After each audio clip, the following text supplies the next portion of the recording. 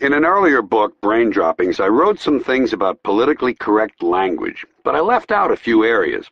I neglected three important groups of people who have had this awkward, dishonest language inflicted on them by liberals. I omitted those who are crippled, ugly, or stupid. And so, to address these earlier omissions, I'd like to make a brief return visit to that playground of guilty white liberals, political correctness.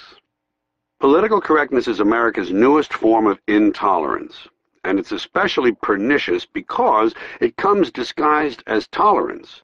It presents itself as fairness, yet attempts to restrict and control people's language with strict codes and rigid rules. I'm not sure that's the way to fight discrimination. I'm not sure silencing people or forcing them to alter their speech is the best method for solving problems that go much deeper than speech. Therefore, those among you who are more politically sensitive than the rest of us may wish to take a moment here to tighten up those sphincter muscles, because I'm going to inject a little realism into the dream world of politically correct speech, especially the words we use to describe one another. Perhaps you've noticed that when the politically correct liberal rule-makers decide to rename a group of humans they view as victims, they begin by imparting a sense of shame to the group's existing name. And so somewhere over the years the word cripple has been discarded.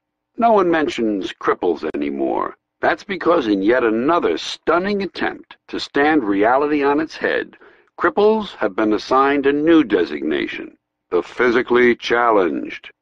The use of physically challenged is an obvious attempt to make people feel better.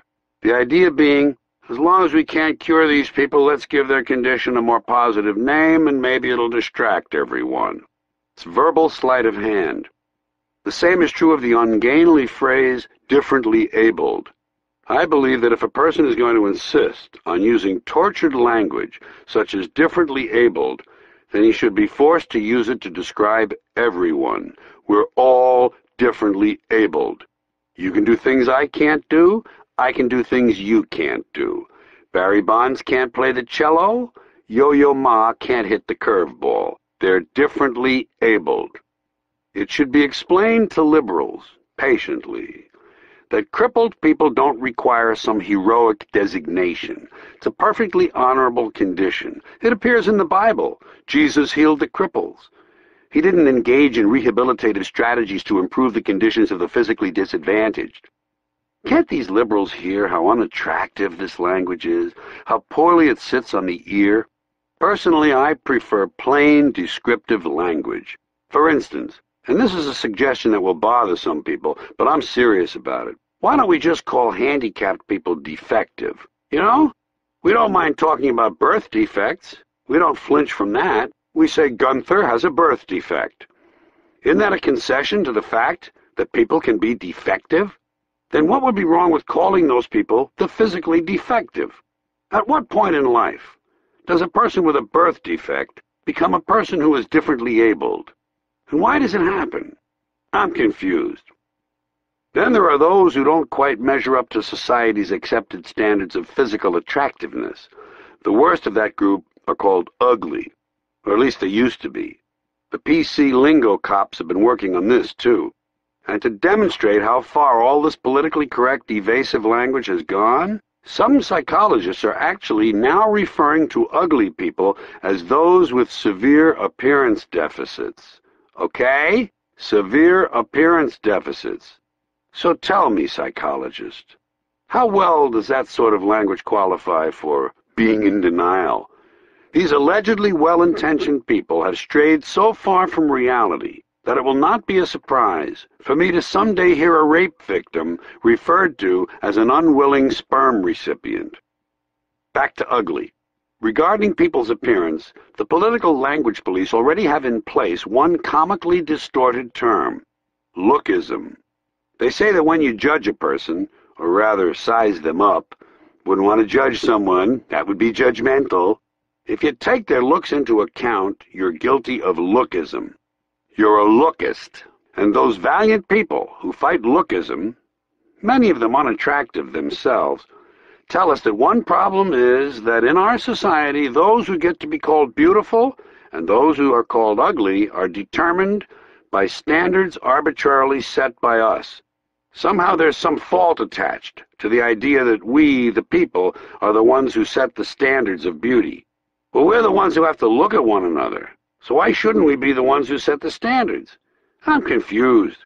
I would say the whole thing was stupid, but that's my next topic, and it would sound like a cheap transition. So, stupid. It's important to face one thing about stupidity. We can't get away from it. It's all around us. It doesn't take a team of professional investigators to discover that there are stupid people in the world. Their presence and its effects speaks for itself. But where do these stupid people come from? Well, they come from American schools. But while they're attending these schools, they're never identified as stupid. That comes later, when they grow up. When they're kids, you can't call them stupid, which may be contributing to the problem.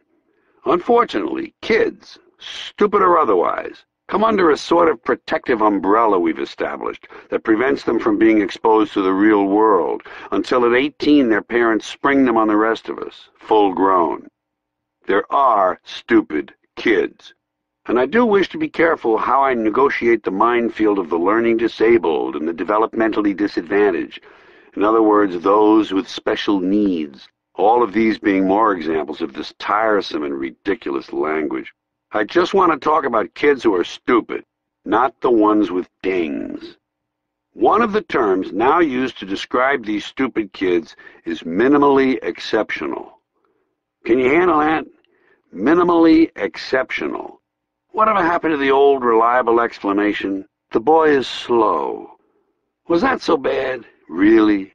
The boy is slow. Some of the other children are quick. They think quickly. Not this boy.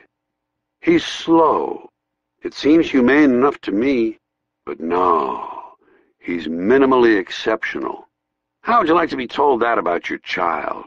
He's minimally exceptional. Oh, thank God for that. We thought he was just kind of, I don't know, slow. But minimally exceptional, wow. Wait till I tell our friends. Political correctness cripples discourse, creates ugly language, and is generally stupid. I haven't quite finished this section. I'm sure I needn't remind you PC people that the opera isn't concluded until the full-figured woman offers her vocal rendering. I know, I really had to strain to get that in. I'm thoroughly ashamed. But before I leave this section, I wanted to make the point that on a practical level, this language renders completely useless at least one perfectly good expression. In the kingdom of the blind, the one-eyed man is king becomes, in the kingdom of the visually impaired, the partially sighted person is fully empowered. Sad, isn't it?